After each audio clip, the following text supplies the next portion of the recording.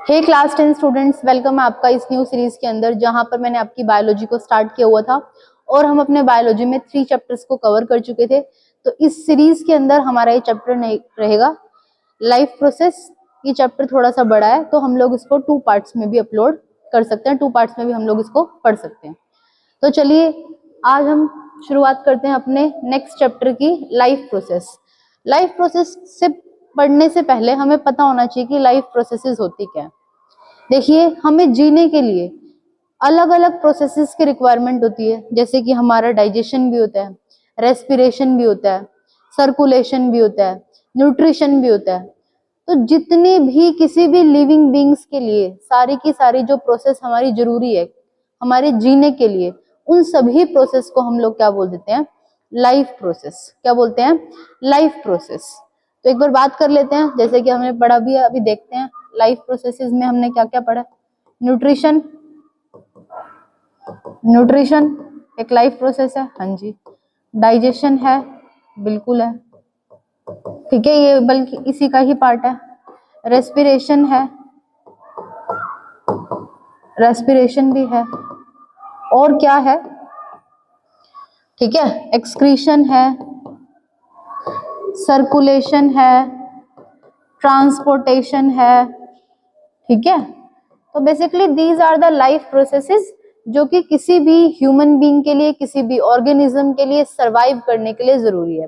Because हम लोग जब भी लिविंग बीइंग्स की बात करते हैं, किसी भी लिविंग ऑर्गेनिज्म की बात करते हैं, तो हमारे माइंड में 3 बेसिक क्राइटेरिया होने चाहिए।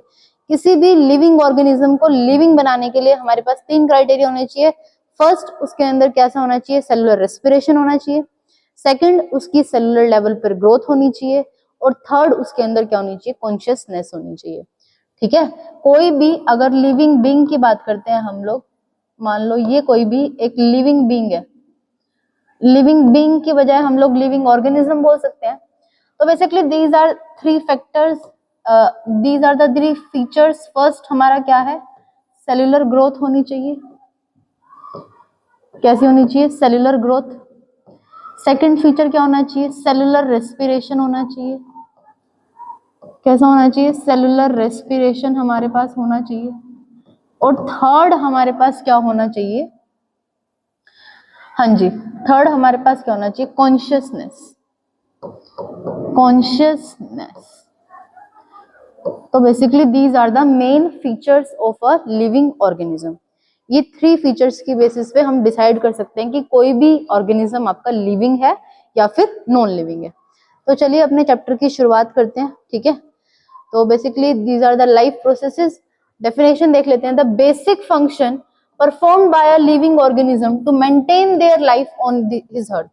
ठीक है, किसी भी ऑर्गेनिज्म के लिए जब वो बेसिक फंक्शन हमारे परफॉर्म किए जाते हैं, हमें इस अर्थ पे क्या करना है? सर्वाइव करना है, तो हम कुछ बेसिक फंक्शंस परफॉर्म करते हैं, ठीक है। तो उसी को हम लोग क्या बोल देते हैं? Life processes. The basic life processes are common to all living organism. ये जितनी भी आपकी बेसिक लाइफ प्रोसेसेस है वो सभी लिविंग ऑर्गेनिज्म में कॉमन है। First is nutrition, respiration, transportation, control and coordination, growth, movement and reproduction, ठीक है। तो ये क्या है? हमारी कुछ लाइफ प्रोसेसेस हैं। इसका एक हमारा अलग से चैप्टर है, कंट्रोल एंड कोऑर्डिनेशन, ठीक है। हाँ जी, रिप्रोडक्शन हम ऑलरेडी कर चुके हैं, हाउ डू रिप्रोड्यूस ऑर्गेनिज्म के अंदर। तो अब हम बची हुई प्रोसेस पढ़ेंगे, न्यूट्रिशन, रेस्पिरेशन, ट्रांसपोर्टेशन, ग्रोथ। तो हम लोग क्या करेंगे? इनको डिस्कस करेंगे। Basically these are the life processes. ये हमारी क्या है? लाइफ प्रोसेस है। लाइफ प्रोसेसेस हमें क्या पढ़नी है इस चैप्टर के अंदर? हमें सबसे पहले क्या पढ़ना है? न्यूट्रिशन। ये हमारा क्या है? न्यूट्रिशन। न्यूट्रिशन का मतलब क्या होता है? बेसिकली वो सोर्स जहां से हमें क्या मिलती है? एनर्जी। क्या मिलती है? एनर्जी। तो हमारा न्यूट्रिशन का सोर्स कौन है? Carbohydrates, fats, proteins, minerals, vitamins. तो हमें इनसे क्या मिलता है? These are the sources of energy. इन्हें क्या बोलेंगे? Sources of energy. Next one हमारा क्या रहेगा? रेस्पिरेशन। रेस्पिरेशन का मतलब क्या है? अब हमने क्या कर लिया? मान लो ग्लूकोज को इनटेक कर लिया, हमने अपना ग्लूकोज ले लिया। मान लो फर्स्ट मैंने एप्पल को खा लिया, मुझे क्या मिल गई? ठीक है, मैंने अपना ग्लूकोज इनटेक कर लिया। अब जो खाना मैंने खाया है उससे मुझे क्या निकालनी है, मुझे अपने एटीपी बनाने हैं, मुझे अपनी एनर्जी को निकालना है। बेसिकली एनर्जी को निकालना किससे, हमारे ग्लूकोज से, हमारे रेस्पिरेटरी सबस्ट्रेट से, इसी को ही हम लोग क्या बोलते हैं, respiration. Release energy from the food, ठीक है। ग्लूकोज से हमें क्या बनाने हैं, ग्लूकोज से हमें एटीपी बनाना है, और इस एटीपी बनाने की प्रोसेस को ही हम लोग क्या बोलते हैं, रेस्पिरेशन। क्या बोलते हैं, रेस्पिरेशन। हाँ जी। अब बात आती है transportation. What is transportation? Transportation का मतलब क्या होता है, ट्रांसपोर्ट कर रहे हैं किसी भी फूड को, किसी भी थिंग्स को, किसी भी सब्सटेंस को जब हम एक ऑर्गन से दूसरे ऑर्गन में ट्रांसफर करते हैं तो इसी प्रोसेस को क्या बोलते हैं, ट्रांसपोर्टेशन। फॉर एन एग्जांपल, हमें क्या करना है, ऑक्सीजन का क्या करना है, ट्रांसपोर्ट करना है। किसमें ट्रांसपोर्ट होगी ऑक्सीजन, हमारे ब्लड के थ्रू ऑक्सीजन क्या होती है, ट्रांसपोर्ट होती है, जिसके अंदर हम लोग क्या पढ़ते हैं, ह्यूमन सर्कुलेटरी सिस्टम पढ़ते हैं। ठीक है, हम यहाँ पर क्या डिस्कस करेंगे, ह्यूमन सर्कुलेटरी सिस्टम को डिस्कस करेंगे। ठीक है, और अगर हम प्लांट्स की बात करते हैं तो यहाँ पर हम लोग ट्रांसपोर्टेशन पढ़ते हैं।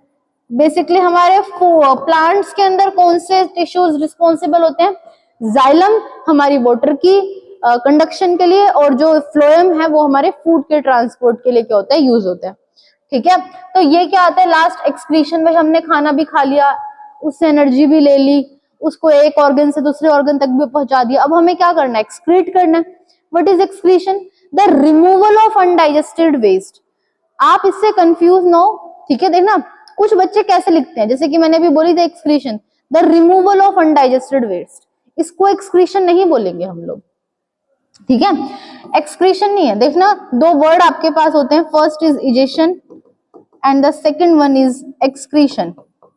बहुत सारे स्टूडेंट्स आज भी यही डेफिनेशन लिखते हैं, the removal of undigested waste को ही हम लोग क्या बोल देते हैं, एक्सक्रीशन। नहीं, the removal of urine is known as excretion. जब हम नाइट्रोजनस वेस्ट को अपनी बॉडी से रिमूव कर रहे हैं in the form of urine, this process is known as excretion. The removal of undigested waste, removal of undigested waste, undigested waste को ही हम लोग क्या बोलते हैं, एक्सक्रीशन बोलते हैं। क्या बोलते हैं, एक्सक्रीशन बोलते हैं। तो होपफुली आपको समझ में आया होगा। बेसिकली हमें इस चार्ट को ही क्या करना है, पूरे चैप्टर के अंदर पढ़ना है। ठीक है, आइए स्टार्ट करते हैं अपने मोस्ट इंपॉर्टेंट टॉपिक से, जिसको क्या बोलते हैं, न्यूट्रिशन। और यहां से मान के चलिए सीबीएसई से क्वेश्चन आता है भाई, ये सीबीएसई फेवरेट टॉपिक है, और यहां से आपको क्वेश्चन देखने को मिलेगा, न्यूट्रिशन क्या होता है। Nutrition is a process of intake of nutrients. हमारे कौन कौन से न्यूट्रिएंट्स है, like carbohydrate, fat, proteins, minerals, vitamins and water by an organism as well as the utilization of these nutrients by the organism। किसी भी organism का nutrients को intake करना और उसको यूटिलाइज करना, उसी को ही हम लोग क्या बोलते हैं, न्यूट्रिशन। क्या बोलते हैं, nutrition. What is nutrient? Nutrients क्या होते हैं? A nutrient can be defined as a substance which an organism obtain from it surrounding. Nutrients हमारे कोई भी सब्सटेंस हो सकते हैं जिसको कौन लेता है, हमारा ऑर्गेनिज्म लेता है। कहां से लेता है, बाहर की सराउंडिंग से लेता है। एंड यूजेस इट, और उसका क्या करता है, यूज करता है as a source of energy. क्यों? क्योंकि उससे हमें क्या मिलती है, एनर्जी मिलती है। और for the biosynthesis of its body constituent, ताकि वो क्या कर सके, अपनी बॉडी के अंदर सेल को रिपेयर कर सके, टिश्यू को रिपेयर कर सके, और जितने भी बाकी के फिजियोलॉजिकल फंक्शन है उनको अच्छे से परफॉर्म कर सके। ठीक है, न्यूट्रिएंट्स क्या है madam? Nutrients are the substance, जैसे कि कार्बोहाइड्रेट हो गया, विटामिन्स हो गया, मिनरल्स हो गया, जिनसे हम क्या लेते हैं, उनसे क्या लेते हैं, मिनरल्स, न्यूट्रिशन ले लेते हैं। ठीक है, और क्यों लेते हैं? ताकि हम लोग क्या कर सके, बायोसिंथेसाइज कर सके। बायोसिंथेसिस का मतलब है जहां पर भी हमारी बॉडी के अंदर सेल या टिश्यू डैमेज है, उसके लिए हमें क्या चाहिए होती है, हम क्या कर सकते हैं, उसको रिपेयर कर सकते हैं। क्लियर है सभी को? तो न्यूट्रिशन की आपको डेफिनेशन लिखनी आनी चाहिए, न्यूट्रिएंट्स के बारे में आपको पता होना चाहिए। नेक्स्ट पढ़ते हैं मोड्स ऑफ न्यूट्रिशन। हाँ जी, modes of nutrition again most important है, मोड्स ऑफ न्यूट्रिशन। भाई ये बात करते हैं modes of nutrition. Nutrition can be of two types. First is autotrophic nutrition and the second one is heterotrophic nutrition. Autotrophic and this one is heterotrophic. क्या बोलेंगे? Autotrophic and heterotrophic. Auto का मतलब क्या होता है? सेल्फ. ऑटो का मतलब क्या होता है? सेल्फ. ठीक है, हाँ जी. ऑटो का क्या मतलब होता है? सेल्फ. ऐसा न्यूट्रिशन जिसके अंदर कोई भी ऑर्गेनिज्म अपना फूड खुद प्रिपेयर करते हैं, अपना न्यूट्रिशन खुद से बनाते हैं. ठीक है, ठीक है. सेल्फ प्रिपेयर फूड, जो अपना खाना खुद से बनाते हैं उनको क्या बोलते हैं? Autotrophic nutrition. हेटेरोट्रॉफिक न्यूट्रिशन का मतलब क्या होता है? ठीक है, ये किसके ऊपर डिपेंड रहते हैं? ये ऑटोट्रॉफ्स के ऊपर डिपेंड रहते हैं. They depend upon others. They depend on others, जो कि दूसरों के ऊपर डिपेंड रहते हैं. किसके लिए? अपने खाना बनाने के लिए. Heterotrophic can be further divided into three types. First is holozoic nutrition, second one is saprotrophic nutrition, and the third one is parasitic nutrition. देखिए यहाँ से क्वेश्चन आपके बहुत बार एग्जामिनर पूछ लेता है, क्योंकि एनसीईआरटी के बिल्कुल छोटे से पैराग्राफ के अंदर इसके बारे में बता रखा है. होलोजोइक, होलो का मतलब होता है, ठीक है, हम लोग क्या कर रहे हैं? कंप्लीट न्यूट्रिशन ले रहे हैं. होलो का मतलब होता है पहले हम उसको क्या कर रहे हैं? इंजेक्शन. पहले हम उसको खा रहे हैं, फिर उसको डाइजेस्ट कर रहे हैं, फिर उसको एब्जॉर्ब कर रहे हैं, फिर उसको एसिमिलेट कर रहे हैं, फिर उसको इजेस्ट कर रहे हैं. ठीक है, होलो का मतलब होता है जब हम पूरी 5 प्रोसेस से होकर गुजरते हैं, तो ऐसे न्यूट्रिशन को हम लोग क्या बोलते हैं? Holozoic nutrition. ठीक है, अभी बताऊंगी. ठीक है, ये आपको 2 में देखने को मिलता है. किस किस में? ह्यूमन बींग्स में देखने को मिलता है, और किस में देखने को मिलता है? अमीबा के अंदर देखने को मिलता है. किस में देखने को मिलता है? अमीबा के अंदर देखने को मिलता है. सेप्रो, सेप्रो का मतलब होता है सड़ा हुआ, डेड एंड डिकेइंग. ट्रॉफिक का मतलब होता है न्यूट्रिशन. ऐसे ऑर्गेनिज्म जो कि डेड एंड डिकेइंग ऑर्गेनिज्म के ऊपर फीड करते हैं, ऐसे न्यूट्रिशन को हम लोग क्या बोलते हैं? Saprotrophic nutrition. पैरासिटिक का मतलब क्या होता है? ऐसे ऑर्गेनिज्म जो कि किसी अदर ऑर्गेनिज्म के ऊपर रहते हैं, किसी दूसरे के ऑर्गेनिज्म के ऊपर रहते हैं. वो ऑर्गेनिज्म कैसा होना चाहिए? लिविंग होना चाहिए. कैसा होना चाहिए? लिविंग होना चाहिए. इसके अंदर ऑर्गेनिज्म जिंदा होना चाहिए, जबकि सेप्रोट्रॉफिक के अंदर ऑर्गेनिज्म कैसा होना चाहिए? आपका मरा हुआ होना चाहिए, डेड एंड डिकेइंग होना चाहिए. पैरासिटिक किसी लिविंग ऑर्गेनिज्म की सरफेस के ऊपर बैठ के इनसाइड द उसकी सेल रहकर क्या करते हैं? उसके न्यूट्रिशन को एब्जॉर्ब करते हैं. इस तरह के न्यूट्रिशन को क्या बोलते हैं? पैरासिटिक. क्या बोलते हैं? Parasitic. For an example like leech. ठीक है, लीच जो होती होगी आपने देखोगे, जोंक होती है, वो क्या करती है? खून को चूसती है. ठीक है, तो ये क्या है? पैरासाइट है वो भी. और जैसे कि ह्यूमन हेयर्स के अंदर क्या होती है? जुएं हो जाती हैं. ठीक है, उनको भी क्या बोलते हैं? पैरासिटिक न्यूट्रिशन होती है. कैसा होता है? Parasitic nutrition. तो ये छोटी छोटी टर्म्स आपको क्लियर होनी चाहिए. आइए इनको पढ़ लेते हैं फिर से डिटेल में. हाँ जी, autotrophic nutrition is that mode of nutrition in which an organism make और सिंथेसाइज. ठीक है, मेक, एक मिनट,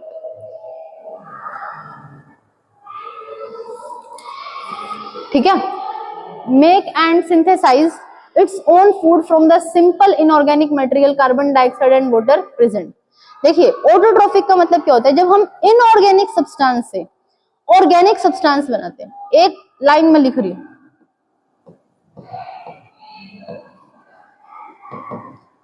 इनऑर्गेनिक सब्सटेंस से क्या बना रहे हैं? ऑर्गेनिक बना रहे हैं. क्या बना रहे हैं? ऑर्गेनिक बना रहे हैं. इनऑर्गेनिक से ऑर्गेनिक बना रहे हैं. इनऑर्गेनिक का मतलब क्या है? CO2 प्लस में वाटर से हम लोग क्या बना रहे हैं? C6H12O6 बना रहे हैं. इस तरह के न्यूट्रिशन को हम लोग क्या बोलते हैं? Autotrophic nutrition. क्या बोलते हैं? ऑटोट्रॉफिक न्यूट्रिशन हम लोग बोलते हैं. आगे आ जाइए. हेटेरोट्रॉफिक. हेटेरो का मतलब ही क्या होता है? जो दूसरे से न्यूट्रिशन लेते हैं. Heterotrophic nutrition is mode of nutrition in which an organism can not make, ठीक है, इट्स ओन फूड, जो कि अपना खाना खुद नहीं बनाते हैं, from the simple organic material but depend upon the organic other organism for its food. Clear है? It can be of 3 types. हाँ जी, देख लीजिए. Holozoic nutrition, saprotrophic nutrition, parasitic. Parasitic कौन सा? The organism live either on और inside the organism to obtain its nutrition. जैसे कि लाइस, मैंने एग्जांपल दिया था जुओं का। कसकटा, ये आपको याद रखना है। कसकटा क्या है? एक पैरासिटिक प्लांट है जिसका क्या नाम है? अमरबेल। क्या नाम है? अमरबेल। तो ये आपको पता होना चाहिए, अमरबेल। Saprotrophic, the organism feed on the dead and decaying matter. For an example fungi. क्या एग्जांपल लेंगे? फंजाई। होलोजोइक के अंदर, ठीक है, हम यहाँ पर क्या करते हैं? कॉम्प्लेक्स से सिंपलर की तरफ जाते हैं। For an example human and amoeba. Human and amoeba. तो ये हमें पता होने चाहिए। अभी तक हमने क्या पढ़ा? अभी तक हमने सिर्फ पढ़ा न्यूट्रिशन क्या होता है। It can be of two types, autotrophic and heterotrophic. Autotrophic के फर्दर टाइप्स हमने नहीं पढ़े, बट हेटेरोट्रोफिक के पढ़े। Parasitic mode of nutrition, holozoic mode of nutrition and saprotrophic mode of nutrition. तो यहाँ से एग्जाम में क्वेश्चन आने की चांसेस है। बायोलॉजी जब भी आप पढ़ते हैं तो एग्जाम्पल का ध्यान रखिए भाई, एग्जाम्पल से क्वेश्चन आपके आ सकते हैं। हाँ जी, बायोकैटलिस्ट क्या होते हैं? बायोकैटलिस्ट आर दो substance which speed up the, देखिए यहाँ पर क्या लिखा हुआ है, speed up the rate of biochemical reaction. कोई भी आपकी बॉडी के अंदर बायोकेमिकल रिएक्शन चल रही है, मान लो आपने क्या खाया, फॉर एन एग्जांपल आप लोग क्या खा रहे हैं, जैसे कि मान लो मेरे पास क्या था, एक कैंडी थी, मैंने उसको खा लिया। कैंडी के अंदर क्या प्रेजेंट है? शुगर प्रेजेंट है। अब उस हाईली कॉम्प्लेक्स को ब्रेक डाउन करने के लिए जो समय मेरी बॉडी ले रही है, ठीक है, जो मेरी बॉडी ले रही है, मान लो मैंने खा लिया, तो हमारी बॉडी के अंदर उस समय को कम करने के लिए कुछ एंजाइम्स प्रेजेंट होते हैं, कुछ मॉलिक्यूलर सब्सटेंसेस प्रेजेंट होते हैं, उन्हीं को हम लोग क्या कह देते हैं? बायोकैटलिस्ट। क्या बोल देते हैं? बायोकैटलिस्ट। ठीक है, like digestive enzymes trypsin and pepsin. ठीक है, आइए इसके बाद आपका ये न्यूट्रिशन वाला टॉपिक खत्म हो जाता है। यहाँ पर हम चलते हैं किस पे? फोटोसिंथेसिस पे। इस पे भी मान के चलिए ये भी इंपॉर्टेंट है, और यहाँ से भी आपको हर सेट के अंदर क्वेश्चन देखने को मिल जाते हैं। फोटोसिंथेसिस क्या होते हैं? देखिए, the process by which a green plant make their own food. ऐसी प्रोसेस जिसके तहत कोई भी ग्रीन प्लांट अपना खाना क्या करता है? खुद प्रिपेयर करता है। किसकी हेल्प से प्रिपेयर करता है? From carbon dioxide and water by using sunlight energy in the presence of chlorophyll pigment is known as photosynthesis। देखिए बाहर एनवायरमेंट में क्या पड़ी हुई है? CO2 और वाटर भी है। ठीक है, ये कहां से आई? ये हमारी CO2 कहां पे थी? एनवायरमेंट में। ये वाटर भी था किसके प्रेजेंस में? सनलाइट के प्रेजेंस में। और किसके प्रेजेंस में? क्लोरोफिल के प्रेजेंस में। क्लोरोफिल कहाँ पाया जाता है मैडम? क्लोरोफिल नाम का एक पिगमेंट होता है जो कि हमारी लीफ के अंदर देखने को मिलता है। क्या बनेगा? C6H12O6 ग्लूकोज बन गया। क्या बन गई? ये ऑक्सीजन, और साथ में क्या बन गए? हमारे वाटर वेपर्स। तो ये इक्वेशन आपको लिखनी आनी चाहिए। जब भी फोटोसिंथेसिस का क्वेश्चन आएगा, एक नंबर में लिखिए उसकी डेफिनेशन, बिल्कुल ऐसे ही डेफिनेशन लिखो। क्या फूड बना रहा है? ग्लूकोज। किससे बना रहा है? कार्बन डाइऑक्साइड से। और किससे बना रहा है? वाटर से। क्या यूज करके बना रहा है? सनलाइट। किसकी प्रेजेंस में बना रहा है? क्लोरोफिल पिगमेंट की प्रेजेंस में बना रहा है। तो ये सब चीजें आपको लिखनी आनी चाहिए। उसके बाद हमारी most famous equation as well as chemistry as well as bio, दोनों के लिए क्या है? जरूरी है। ठीक है, अब बात ये आती है कि फोटोसिंथेसिस के लिए रॉ मटेरियल क्या क्या चाहिए। रॉ का मतलब होता है कि हमें किसकी प्रेजेंस में फोटोसिंथेसिस करनी है। ठीक है हाँ जी, तो क्या चाहिए हमें? सनलाइट चाहिए। क्या चाहिए? सनलाइट चाहिए। ठीक है भाई, हमें सनलाइट चाहिए। हमें क्लोरोफिल पिगमेंट भी तो चाहिए। क्लोरोफिल पिगमेंट काम क्या करता है? आपसे एक नंबर में क्वेश्चन पूछेगा कि क्लोरोफिल पिगमेंट का काम क्या है। ये देखिए, ये सनलाइट है, ठीक है, इसकी एनर्जी को ट्रैप करने का काम कर रहा है। यहाँ पर क्लोरोफिल पिगमेंट है, इसकी एनर्जी को ट्रैप कर रहा है। सारी की सारी जो भी एनर्जी आ रही है उसको ट्रैप करने का काम कौन कर रहा है? क्लोरोफिल पिगमेंट काम कर रहा है। कौन कर रहा है? Chlorophyll pigment. ये बात आपको ध्यान होनी चाहिए। ठीक है, नेक्स्ट है CO2। CO2 it enters the stomata. भाई CO2 हमारी लीव्स के अंदर आ रही है। कहां से आ रही है?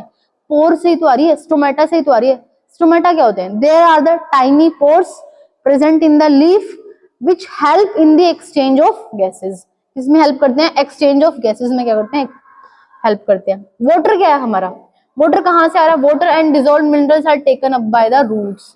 ठीक है, ये हमारा जो प्लांट है देखिए, ठीक है, ये अपनी रूट से, ठीक है, ये अपनी रूट से क्या इनटेक कर रहा है, वाटर को इनटेक कर रहा है, और उसमें कुछ क्या आ रहे हैं, मिनरल्स भी आ रहे हैं, क्या आ रहे हैं, मिनरल्स भी आ रहे हैं। तो आपको ये पता होना चाहिए, रॉ मटेरियल में sunlight, water, CO2, chlorophyll, pigment. आइए चलते हैं, प्रोडक्ट ऑफ फोटोसिंथेसिस। भाई ठीक है, आपको मान लो हलवा बनाना है, हलवे के लिए आपने सामान ले लिया, भाई हमें सूजी चाहिए, हमें पानी चाहिए, हमें काजू चाहिए, हमें मीठा चाहिए, आपने सामान ले लिया। अब फाइनली क्या बनेगा, आपका हलवा बनने वाला है ना, तो अब हमें क्या बनाना है, अपनी फाइनल डिश बनानी है, हमें बनाना है, क्या बनाना है, देखिए हमें कार्बोहाइड्रेट बनाने हैं, क्या बनाने हैं, carbohydrate in the form of glucose. हमारे पास किसकी फॉर्म में बनेगा, ग्लूकोज की फॉर्म में बनेगा क्या, carbohydrate. Provide energy and remaining come stored in the form of starch. वो क्या बना देगा, ग्लूकोज बना देगा। CO2 प्लस H2O मिलकर क्या बनाएंगे, ग्लूकोज। और जो बचा हुआ पार्ट है ग्लूकोज का, जो कि प्लांट कंज्यूम नहीं करते और उसको स्टोर करके रखते हैं अपने फॉर्म में, तो क्या बोलते हैं, स्टार्च। हाँ जी, स्टार्च क्या है, हाँ ये क्या है, ग्लूकोज की स्टोर्ड फॉर्म है, क्या है, स्टोर्ड फॉर्म ऑफ ग्लूकोज। कहां पे, प्लांट्स के अंदर। कहां पर है भाई, प्लांट्स के अंदर। प्लांट्स ग्लूकोज को स्टार्च की फॉर्म में क्या करते हैं, स्टोर करने का काम करते हैं। ये बात आपको पता होनी चाहिए। ऑक्सीजन भी हमारी क्या होती है, रिलीज होती है as a by product. By product क्या क्या बन रहा है हमारा, C6H12O6 बन रहा है, और क्या बन रही है हमारी, वाटर बन रही है। अब आ जाते हैं साइट ऑफ फोटोसिंथेसिस। भाई कहीं पर तो हमारी फोटोसिंथेसिस हो रही होगी, ठीक है, हमें फोटोसिंथेसिस हमारी कहीं पर तो हो रही होगी। कहां पर हो रही है, क्लोरोप्लास्ट में हो रही है। कहां पर हो रही है, क्लोरोप्लास्ट में हो रही है। Is the site of photosynthesis. Chloroplast contain a green pigment called the chlorophyll which help to trap the energy. Leaves है, लीव्स के अंदर कहां पर है, क्लोरोप्लास्ट में है। क्लोरोप्लास्ट में क्या पड़ा हुआ है, क्लोरोफिल पिगमेंट प्रेजेंट है। Events of photosynthesis. अब हम फाइनली देख लेते हैं कि हमारे कौन कौन से इवेंट्स होते हैं फोटोसिंथेसिस के अंदर। हाँ जी, इवेंट्स देख लीजिए। एब्जॉर्प्शन ऑफ लाइट एनर्जी, सबसे पहले क्या आ रही है, सन से रेज निकल के आ रही है, उसे कौन ट्रैप करेगा, हमारा क्लोरोफिल पिगमेंट। कौन ट्रैप करेगा, हमारा क्लोरोफिल पिगमेंट। फिर conversion of light energy into a chemical energy. अब हमारी लाइट एनर्जी को हमें कन्वर्ट करना है किसके अंदर, केमिकल एनर्जी के अंदर। किसमें कन्वर्ट करना है, केमिकल एनर्जी के अंदर कन्वर्ट करना है। Splitting of water molecule into a hydrogen and oxygen. हाँ जी, यहां से क्वेश्चन आपको देखने को मिल सकता है कि जो ये आपका H2O है, ये किस किस के अंदर टूट जाता है भाई, ऑक्सीजन के अंदर टूटता है। किसके अंदर टूटता है, ऑक्सीजन के अंदर, ठीक है। और जो आपका CO2 है वो क्या बनाता है, C6H12O6। तो बेसिकली आपसे क्वेश्चन क्या पूछ सकता है, जो आपकी ऑक्सीजन निकल रही है as a by product in photosynthesis, वो ऑक्सीजन आपका कार्बोहाइड्रेट दे रहा है या वाटर दे रहा है, वो ऑक्सीजन कौन दे रहा है, वो ऑक्सीजन आपका H2O दे रहा है। कौन दे रहा है, H2O। बिकॉज ये जो CO2 है इसका तो क्या होता है, रिडक्शन होता है, किसकी फॉर्म में, ग्लूकोज की फॉर्म में। CO2 reduced into a glucose and H2O is क्या होते हैं, ऑक्सीडाइज्ड। क्या होते हैं, ये ऑक्सीडाइज होते हैं। होपफुली स्टूडेंट्स आपको क्लियर होगा। तो ये इवेंट्स आपको पता होने चाहिए भाई, हमारे कौन कौन से इवेंट्स हैं। ये साइट आपको पता होनी चाहिए कि भाई फोटोसिंथेसिस होती कहां पर है। ये प्रोडक्ट्स आपको पता होने चाहिए कि फोटोसिंथेसिस के प्रोडक्ट्स कौन कौन से हैं। ये रॉ मटेरियल आपको पता होना चाहिए कि फोटोसिंथेसिस करवाने के लिए हमें किस किस मटेरियल की रिक्वायरमेंट होती है। हाँ जी, क्वेश्चन क्या है, how does the desert plant get CO2 and why. वो कहता है कि ऐसे प्लांट्स जो कि हमारे रेगिस्तान में देखने को मिलते हैं, ठीक है, वो CO2 को कैसे प्राप्त करते हैं, मतलब वहां से हमें CO2 कैसे देखने को मिलती है। देखिए, दोज प्लांट्स दो found in the extremely dry condition, ऐसे प्लांट्स को हम लोग क्या बोलते हैं, जीरोफाइट्स बोलते हैं। क्या बोलते हैं, जीरोफाइट्स। जीरो का मतलब होता है extremely dry climatic condition, fights का मतलब होता है प्लांट। ऐसे प्लांट जो कि ड्राई कंडीशन के अंदर देखने को मिलते हैं। They took in carbon dioxide through the stomata or small pore present in the plant surface. The desert plant take in the carbon dioxide during the night time when the temperature is cooler. देखिए होता क्या है, बस आपको इतनी बात पता होनी चाहिए कि रात के समय में डेजर्ट प्लांट क्या लेते हैं, CO2 को लेते हैं, ठीक है।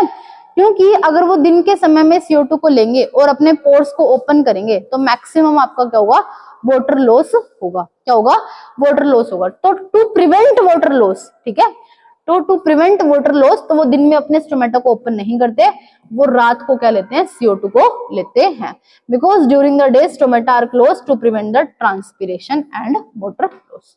तो ये क्वेश्चन भी आपका आ सकता है। ठीक है, थोड़ा सा और पढ़ते हैं, एक minute. Stomata digestion nutrition,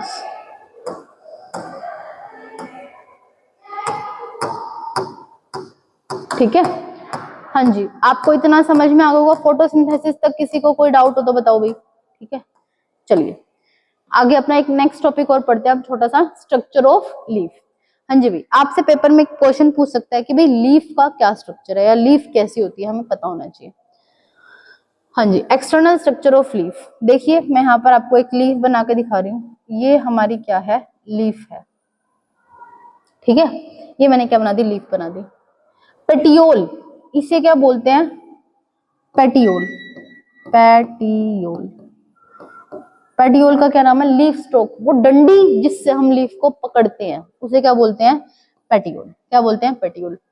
lamina, वो पत्ता जो आपको दिखता है, देखिए ये वाला पत्ता, इस वाले पत्ते को देख रहे हैं, इस वाले पत्ते को क्या बोलते हैं, लैमिना।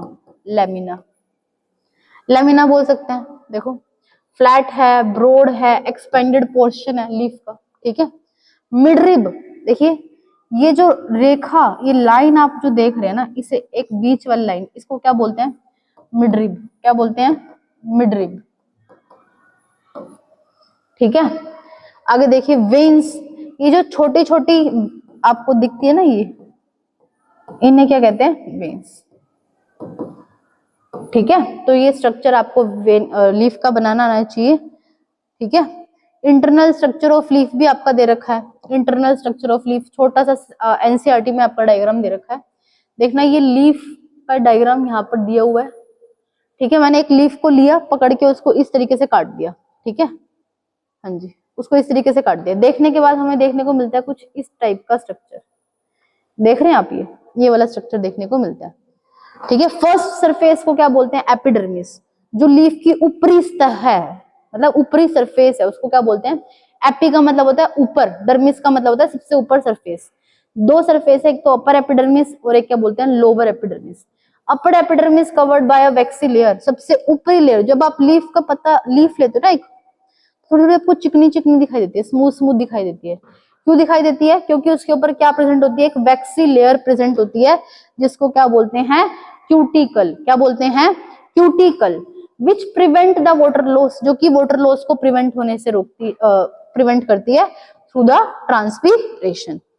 और जो इसकी लोअर एपिडर्मिस होती है, जो इसकी नीचे वाली एपिडर्मिस होती है, has a stomata which can help in the gaseous exchange. तो आपसे दो चीज पूछ सकते हैं, असर्शन रीजनिंग में क्वेश्चन आ सकता है। अपर सरफेस पे क्या प्रेजेंट होता है, क्यूटिकल। लोअर सरफेस पे क्या प्रेजेंट होते हैं, स्टोमेटा। क्या प्रेजेंट होते हैं, स्टोमेटा। सॉरी, ठीक है, हाँ जी। अब देख लेते हैं स्टोमेटा क्या होते हैं।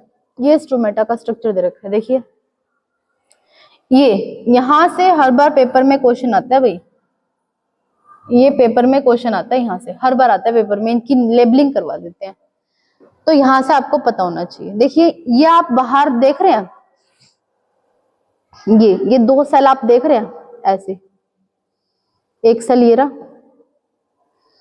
एक सेल ये रहा। इन सेल को क्या बोलते हैं, गार्ड सेल। क्या बोलते हैं, गार्ड सेल। ये बात आपको पता होनी चाहिए। इन गार्ड सेल के अंदर ये क्या बना हुआ है, एक गार्ड सेल के अंदर देखो वैक्यूल। क्या बना हुआ है, वैक्यूल। बड़े वाला क्या है, वैक्यूल है। बड़े वाला क्या है, वैक्यूल। ये छोटे छोटे आपको दिख रहे हैं, ये छोटे छोटे देखो, ये क्या है, क्लोरोप्लास्ट। क्या कहलाएंगे ये, क्लोरोप्लास्ट। ठीक है, हाँ जी। ये वाला पार्ट आपको दिख रहा है, ठीक है, ये छोटा सा आपको दिख रहा है, ये ऐसे ऐसे। ठीक है, तो ये क्लोरोप्लास्ट हो गया, ये वैक्यूल हो गया, ये गार्ड सेल हो गए। ये पोर आपको दिख रहा है ऐसे, इन्हें क्या बोलते हैं, स्टोमेटल पोर। क्या बोलते हैं, स्टोमेटल पोर। और ये बीच में इनके क्या प्रेजेंट है, न्यूक्लियस। क्या प्रेजेंट है, न्यूक्लियस। तो बेसिकली आपको ये ध्यान रखना है, इसकी लेबलिंग कई बार पेपर में आ जाती है। जो ये ऐसे दिखते हैं, ये दोनों जो हाथ आपको दिख रहे हैं, ये भी गार्ड सेल है, ये भी गार्ड सेल है। ये जो छोटा सा पोर ओपन हो रहा है इसको क्या बोलते हैं? Stomatal pore. ऐसे ऐसे ऐसे ऐसे क्या बोलते हैं इसको? Stomatal pore. और जो ये साइड में सेल लगी हुई है क्या बोलते हैं? Subsidiary cell. क्या बोलते हैं? Subsidiary cell. बड़े वाला स्ट्रक्चर क्या होता है? वैक्यूल। छोटे छोटे वाले स्ट्रक्चर क्या है? क्लोरोप्लास्ट। ये बात आपको ध्यान रखनी है भाई, ठीक है। These are the tiny pores which are generally found in the lower epidermis and help in the exchange of gases and transpiration. Stomata का क्या काम है? ये टाइनी पोर्स हैं, एक्सचेंज ऑफ गैसेस करते हैं और दूसरा क्या करते हैं? ट्रांसपिरेशन करते हैं। हाँ जी, ठीक है। लास्ट रहेगा भी आज का हमारा ये। हम लोग बस इनके फंक्शन जान लेते हैं फिर अपने लेक्चर को एंड करते हैं, ठीक है। गार्ड सेल क्या होते हैं? गार्ड सेल का क्या मतलब है? गार्ड सेल का मतलब देखिए, these are the bean shaped cell which the guard the opening, ठीक है। जो स्टोमेटा की क्लोजिंग और ओपनिंग को कंट्रोल करते हैं उन्हें क्या बोलते हैं? Guard cell. They have a chloroplast. इनके अंदर क्या प्रेजेंट है? Chloroplast. Have uneven thickening in the cell wall, ठीक है। Opening and the closing of stomatal pore is done by the guard cell. Guard cell का फंक्शन जान लीजिए भाई। गार्ड सेल, स्टोमेटा की ओपनिंग एंड क्लोजिंग को कौन कंट्रोल करता है? Guard cell. Movement of water into a guard cell causing their swelling and open the stomatal pore. जैसे ही इन गार्ड सेल में पानी भरता है, ठीक है, तो ये क्या हो जाते हैं? ओपन हो जाते हैं। The shrinking of the guard cell, जब गार्ड सेल में से पानी बाहर जाता है तो ऐसे श्रिंक कर जाते हैं, पानी अंदर आता है तो ऐसे फूल जाते हैं, बाहर जाता है तो ऐसे श्रिंक हो जाते हैं। तो ये बात आपको ध्यान रखनी है, ठीक है। आइए देखते हैं फोटोसिंथेसिस इन टेरेस्ट्रियल प्लांट, ठीक है। हाँ जी, फोटोसिंथेसिस देखते हैं। देखिए, water used by the photosynthesis is taken up by the soil roots in the terrestrial plant. Same बात बता रही हूँ, पानी कहाँ से आ रहा है? रूट से आ रहा है। कहाँ से आ रहा है? रूट से। और रूट से सिर्फ पानी नहीं आ रहा, नाइट्रोजन भी आ रहा है, फास्फोरस भी आ रहा है, आयरन भी, मैग्नीशियम भी, न्यूट्रिएंट्स की फॉर्म में आता है। किससे? सोइल से। Nitrogen is an essential element used in the synthesis of the protein and the compound. This is taken up in the inorganic nitrate and nitrites, or it is taken in the organic compound which have been prepared by the bacteria or atmospheric nitrogen. देखिए भाई, होता क्या है, generally जब भी आपकी photosynthesis होती है तो फोटोसिंथेसिस में से रूट्स क्या करती है? पानी को एब्जॉर्ब करती है। उस पानी के अंदर ही आपके क्या आते हैं? अदर न्यूट्रिएंट्स आते हैं। उस न्यूट्रिएंट्स में कौन है? Nitrogen, phosphorus, potassium, calcium, magnesium. तो नाइट्रोजन जो आपका एब्जॉर्ब करती है तो वो कभी भी डायरेक्ट एब्जॉर्ब नहीं करती, वो किस फॉर्म में करती है? इनऑर्गेनिक नाइट्रेट की फॉर्म में करती है। किसकी फॉर्म में करती है? इनऑर्गेनिक नाइट्रेट और नाइट्राइट की फॉर्म में करती है। इतनी चीज क्लियर है? तो यहाँ पर हमने अपना न्यूट्रिशन कंप्लीट किया था। अभी भी थोड़ा सा रहता है जहां पर हम लोग पढ़ेंगे डिफरेंट स्टेप्स, ठीक है। एनिमल्स के अंदर हम लोग इनको पढ़ेंगे थोड़ा सा। हमने प्लांट्स वाले के अंदर कंप्लीट कर लिया, अब हम किसके अंदर पढ़ेंगे? एनिमल्स के अंदर पढ़ेंगे। सो स्टूडेंट्स, मैं आपको बिल्कुल डिटेल में चैप्टर पढ़ा रही हूँ, बिल्कुल एनसीईआरटी की कॉपी है, ठीक है। बस इसको ई नोट्स की फॉर्म में लाया गया है। अगर आप बिल्कुल अच्छे से तैयारी करना चाहते हैं बायोलॉजी की तो प्लीज इसी चैनल से जुड़े रहें और ऐसे ही पढ़ते रहें। मिलते हैं अपनी नेक्स्ट वीडियो के अंदर। आज के लिए इतना ही। Thanks for watching.